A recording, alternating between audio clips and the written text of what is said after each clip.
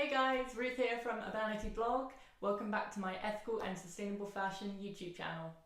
This video is all about the 10 biggest mistakes people tend to make when they're first starting out on their ethical fashion journey and how to fix them. So, number one, and this is a biggie, when people sort of start realizing the problems in the fast fashion industry, they think, oh shit, I've got to throw everything out. I can't be associated with these fast fashion high street brands. And I totally get that because I used to be like a fast fashion addict. All my clothes were from Primark and New Look, Zara and shops like that. So I sort of panicked. And I think the tendency is to get rid of them somehow and maybe not in the most sustainable way. So I mean, people give them to charity, but they also might just throw them out or sort of hide them at the back of the closet. But this is a mistake because you already own those clothes. The impact has already been made, the environmental and the social impact. So you may as well keep them and get as much out of them as you can. Try and stick to the 30 wears, try and get at least 30 wears out of everything you buy, no matter what the social and environmental impact was when you first bought them. Wash them according to the instructions and as environmentally friendly as possible, so try and avoid a tumble dryer, wash on a cool, and wear them like the good friends they are. So love them, style them up with new pieces and old pieces. There is no point whatsoever throwing them out until they're literally falling apart. Mistake number 2 is not connecting with the ethical fashion community. This is a really important one because I think when you first start out, like with starting anything new, it can be a little bit daunting, a little bit overwhelming, and you might feel a bit isolated and misunderstood perhaps in your normal groups of friends and maybe work colleagues, family, things like that. So look online because there are hundreds of bloggers popping up every single day, Instagrammers, there's a whole community online. Look up some of the hashtags like ethical fashion, sustainable fashion, who made my clothes, things like this. And you'll be able to find your tribe and get the support and advice that you need. The next mistake is buying or thinking you need to buy really expensive clothes from ethical fashion designers. Obviously there is this conception that ethical fashion is really expensive, which yes, sometimes it is because it costs more to make, but you don't have to splash the cash to be able to shop ethically.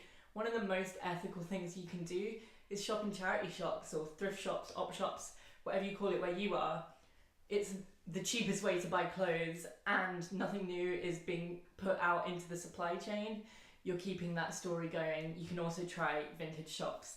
And another great option is to swap with your friends. So get a group together. Me and my friends do it online on a wee Facebook group and post up maybe a few times a month. I'm getting rid of this, does anyone want it? They'll take it for free, and then when they have something they want to get rid of, I'll take it. And it's a really nice way to refresh your wardrobe without actually spending any money or injecting anything new into the world. Mistake number 4 is putting too much pressure on yourself. Obviously there's a bit more of a vague one, but again, it's really overwhelming. There's a lot of problems in the fashion industry and you might feel at first that you need to fix them all. Can also be overwhelming if, like me, you work in the fashion industry and it's sort of the guilt is quite overwhelming and sort of why am I doing this? But try and pick your battles because there's only so much one person can do. Try and pick an issue that maybe means the most to you, so whether that's animal rights or human rights or the environment. Pick something that you're passionate about and try and stick with that, and just remember it's one step at a time. All big changes are made slowly. And that way it can be a lasting change and you won't get too overwhelmed. Mistake number 5 is not learning how to mend your clothes or not being willing to find places that will mend your clothes.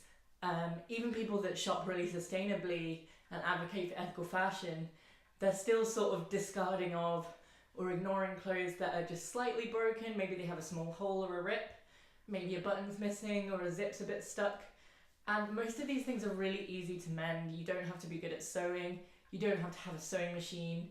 You just need needle and thread. And look on YouTube, there are tons of tutorials. Maybe I'll put a link into the caption of this, some great mending tutorials. Or if you don't have the time or the resources for that, there are tons of local tailors and dressmakers out there people that amend your shoes, leather bags, anything you can think of. And it's really important to support these local businesses as well, because trade for them has been going down in recent years because of the fast fashion industry. So look out in your local area for people who have those skills that you might not have.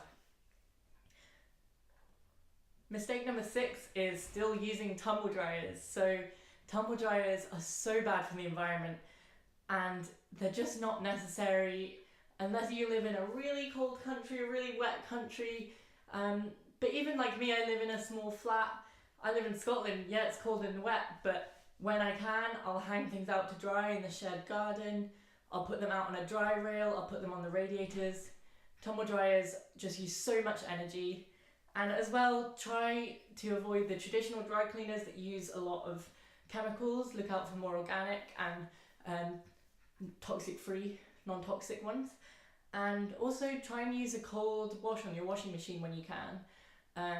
In general though, check the label of all your clothes, because it's really important to wash them as they were intended, or you're going to shorten their life, which makes it less sustainable.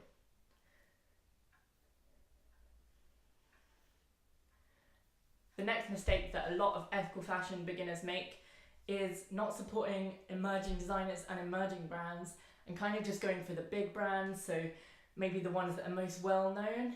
And that can be quite tempting, maybe they have more choice, but actually the most sustainable way to shop is often with the smaller talents, because by nature, by accident, they are sustainable, they are ethical, they're making things themselves, they're making things with creativity and integrity, and they're not operating in a big corporate supply chain that can get very complex and hard to be transparent.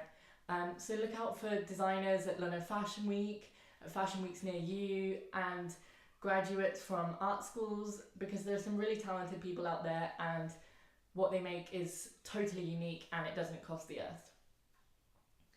Another similar mistake that people make is not shopping locally. So in your local shops, your local designers, your local brands, again, they are often ethical by accident because they're making things without that massive carbon footprint, and you're also not ordering from maybe halfway across the world. I know for me, I'm often tempted by a lot of brands that are based in Australia and New Zealand and America, and obviously that's a huge distance to ship a small piece of clothing across. So as much as I can, I try and shop here in Scotland and in the UK. There's lots of great talent here as well, and again, you stand out, you're wearing something that no one else really has. So that's one of my number 1 top tips. The next mistake is forgetting about underwear. Now, we often focus on what we see on the outside. We see our dresses, tops, jeans, coats. We forget about things like pants, bras, socks, and tights. And these are the things that people tend to get through quicker. You wear them so much more often. You wash them so much more often. They wear out quickly, and it's more important for these things, almost more than anything else, to make sensible and conscious purchases.